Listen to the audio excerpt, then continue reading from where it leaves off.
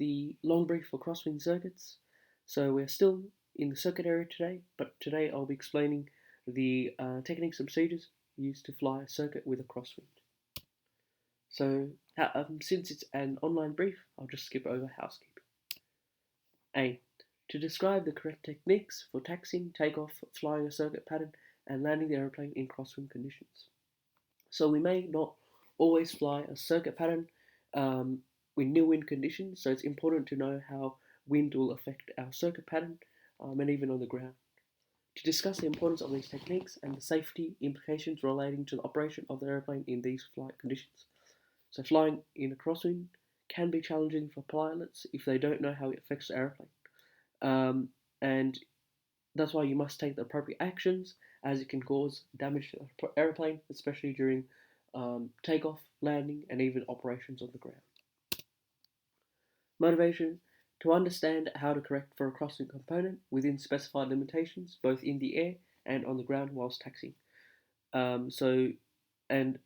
Applying the correct technique prevents potential damage to the aeroplane.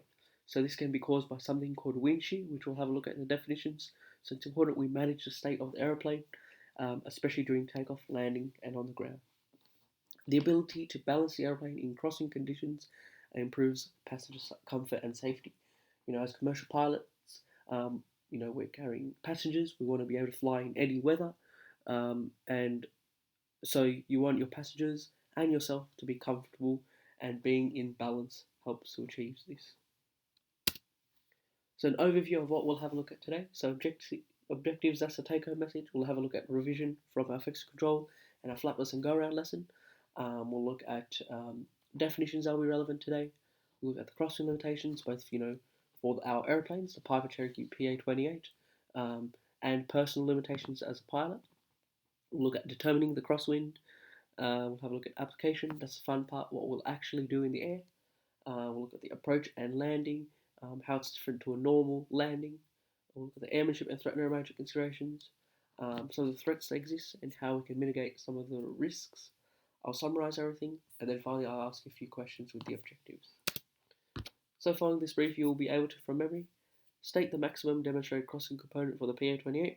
Important because if the crosswind is too great, we'll choose not to fly for safety, or we may need to divert to an alternate airport. Calculate the effective crosswind component of a given wind direction and speed using one of the techniques described in this brief. This allows us to calculate the crosswind component, both if we're on the ground and we're studying the weather, or if we're in the air, we want to know how much crosswind component to put. Describe the procedure, including control position for a crosswind takeoff. So it's really important so that we don't have a wing strike during the takeoff roll. Describe how to adjust the turn onto final if experiencing a tailwind on the base leg. It's really important we've got parallel runways, and if you don't adjust the turn onto final, you can get blown across, and you're impacting you're going across the extended centerline, which you don't want to do. And describe the cross control technique when landing in a right crosswind. We'll have a look at this in the application as well. So revision. So if you want, you can pause the video and you can come up with these answers, but now I'll be reading the answers out. So when may a flapless landing or partial flat landing be necessary?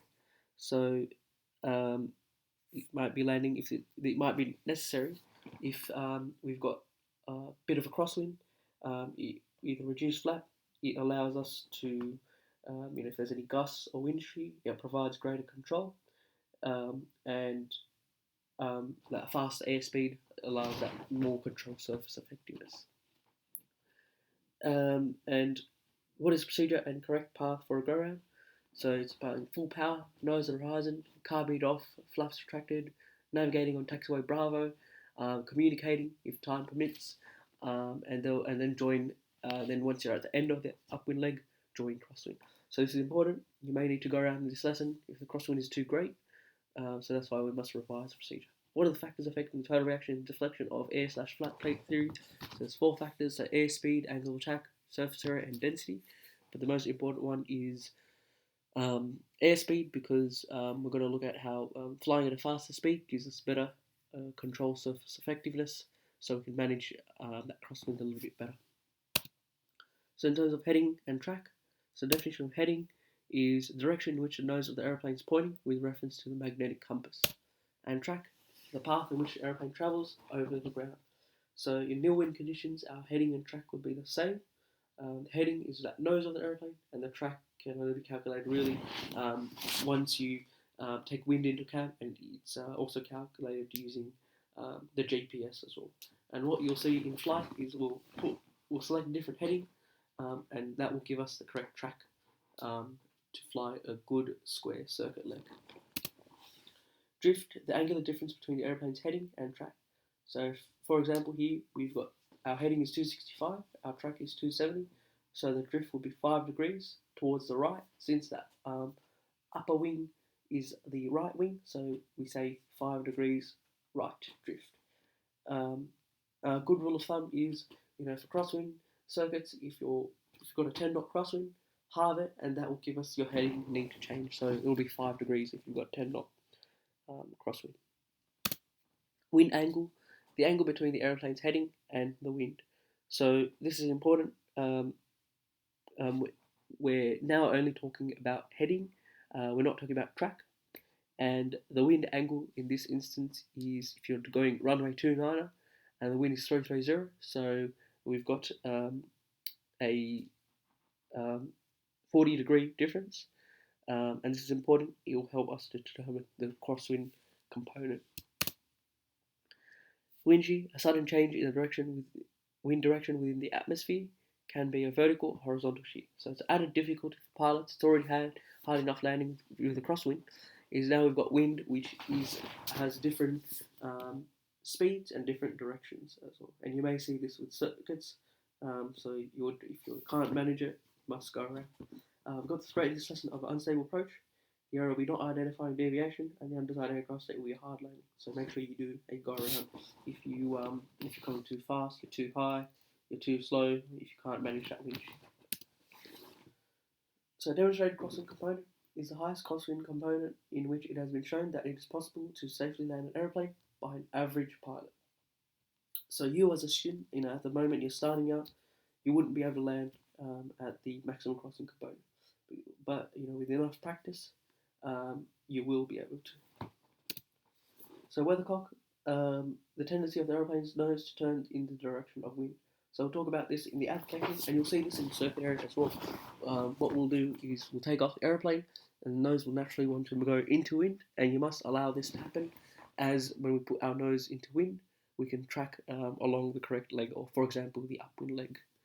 Demonstrated crosswind component, the highest crosswind component corrected to make it 90 degrees, in which it has been shown that it is possible to safely land an aeroplane by an average pilot.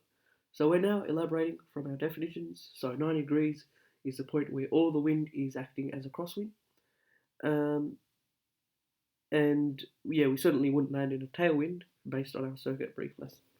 So starting out as pilots, you wouldn't be able to land at max crosswind, but with enough practice, you would be able to do so. And flying a crosswind circuit will give you a lot of practice. So what does this limitation mean for the pilot? So there might be a day where it's so windy, it's greater than 17 knots, and you have to land at an alternate airport, or if you're doing a lesson and the crosswind is too great, so you can't even start flying out in the first place. So what is the limitation for the PA-28? So the limitation is marked in the pilot operating handbook and in the quick reference handbook as well, and it's 17 knots. As a pilot in command, you may decide your limitation is less than the crosswind limit. So it shall not require exceptional skill, but by an ordinary pilot. However, it does not mean every pilot will be able to land in it. And it's also not a design limit of the aeroplane. The aeroplane can land in a crosswind greater than 17 knots, but it would require exceptional skill. So determining wind, so study using meteorological information, so TAF. So it stands for Terminal Aerodrome Forecast, and it's in degrees true. And then so we interpret this every time we go on flying from NAPES. The TTF, the trend type forecast, that's also in degrees true, so that's calculated by a meteorological officer at an airport. And it's similar to the METAR as well, so it's routinely issued hourly or half hourly, and it's in degrees true. So this is using automatic weather equipment, So wind sensors, temperature gauge, which all is able to measure this. And then we've got ATIS, so Automatic Terminal Information Service. So it's in degrees magnetic, so it's greater than 8 knots. So you listen to that frequency, the ATIS, and it's good for us pilots. Quite spoiled for choice because they're able. If it's greater than 8 knots, then they're able to tell us a crosswind component. We don't need to work it out. And AWIS, Aerodrome Weather Information Service, so that's in degrees magnetic. That's pretty much an automatic voice that reads out the METAR at TAF airports such as Goulburn or Shell Harbour Airport. And then we've got windsock indicator. That's one of the best ones as it's right there at the runway. And we've got the threat in this lesson of not monitoring weather. We're not checking ATIS or TAF. And then the desired aircraft state will be an excess of crosswinds or a loss of control.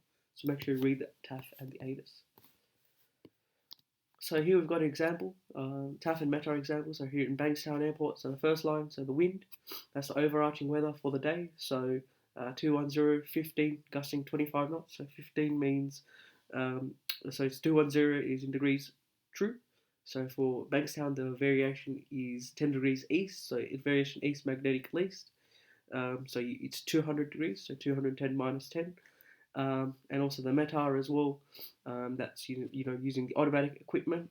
So that's 200, so about 190, 11 knots gusting to 22 knots. So it'll remain in that sort of, the speed will remain in between that range.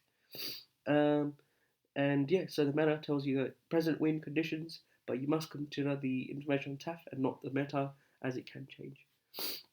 And sometimes it can say SPECI instead of METAR, so that's when conditions have deteriorated below a certain minima. So if it's more windy than the TAF, then it will say SPECI. Or if even visibility or cloud has dipped lower, then it will say SPECI as well. So calculating cross component, so it's used in the table found in the URSA. So if you turn towards that page, so let's say wind 320, 20 knots, and we're using runway 29, so we've got a 30-degree difference, so you go to the 30-degree section. And we want to know the crossing component. So if the wind is 20 knots, so we go over here, and it's over here, so it's 10 knot crosswind. And if you want to calculate the headwind as well, you simply go down below here, so towards the 30-degree column, and you get a headwind of 17 knots. So 10 knot crosswind, 17 knot headwind. So you can pause the video and you can work this question out for yourself. So let's go through it. So wind 230, runway 29, so we've got a 60-degree difference. So you go to the 60-degree column, and wind speed is 35 knots, so you go to 35. So you've got a crossing component of 30 knots. And if you want to work out the headwind, we go over to 60, and we've got a headwind of 17 knots. So it's certainly not a day you would want to fly 230, 35 knots. Yeah. So calculating the crossing component in terms of a rule of thumb we can use in the air, as it's quite dangerous and impractical to use the URSA. So what this means is if you've got wind 320, 20 knots, and the runway is 29, so you've got a 30-degree difference. So imagine it like 30 degrees past the hour, and even according to this chart, so it's about half the wind strength is crosswind. So there's no rule of thumb to work out headwind, but at least it lets us know that we've got a 10 knot crosswind as we half it as well. And it uses the rule of sine, so it's a trigonometric function, so that's how it sort of works as well. So 30 degrees, so 30 minutes past the hour, half of it is the crosswind component. Wind 335 degrees, 20 knots, runway 29 is in use. So we've got a 45-degree difference. So the rule of thumb is, it's kind of like 45 minutes past the hour. So 3/4 of it is the crosswind component. So 3/4 of 20 knots is 15 knots. So that's the crosswind as well. And you can see using this chart. And wind 350, 20 degrees, runway 29 is in use. So 90% of it is acting as crosswind. But we like to just round it up and make it simple. We'll say 100% of it. So it's like 60 degrees past the hour. 100% of it is acting as a crosswind. So all of that 20 knots is crosswind. So in terms of the application, so the windsock, So I'll show you in flight as well how to interpret the windsock. It tells us where the wind is coming from and the wind speed. And when you go for a navigational exercise, the wind can be calm, very very calm in the morning, but when you come back, it can get quite windy. So that's another indication as well, especially on a hot day where the ground heats up and the air gets heated up. It can cause that instability. So you've got the threat in this lesson of gusty conditions, the airable failure to monitor flight paths and spacing, and the undesired aircraft that we lost control. So or flying a wider circuit. So make sure you use less flap and you're using the height heading speeds facing all the way on downwind. So here we've got a Bankstown Airport. We've got two windsocks. So one here is over here near runway 11 left is our primary windsock. So if you're doing circuits on runway 11 right, you'd use that windsock. And then if you're doing circuits on runway 20 left, you'd use this windsock. So taxiing with a crosswind. So position the ailerons into wind as well. And so this is really important because by positioning it into wind, if there was a sudden gust of wind from the right, we're already rolled towards the right, so that means it wouldn't pick up our airplane and damage our wing. So make sure you taxi with the ailerons into the wind, and the stabilizer should be positioned to apply force on the nose wheel. So if the wind is coming from the front, you don't need to do anything with the stabilizer, but if it's coming from anywhere behind you, you have to push it forward. So if the wind is sort of coming here from the left and the back, you're sort of putting that, you're diving away from the wind, so you're putting it forward and towards the right. And this will also help with maneuverability as well, and similarly position ailerons into downwash from helicopters as well, as it has a similar effect to wind. So let's say we've got wind 080 20 knots, so we'd put right aileron and neutral stabilizer. So in terms of the takeoff, so first off you're going to put stabilizer neutral, and then ailerons into wind to keep the wings level, and then you're using that rudder to maintain that sunline.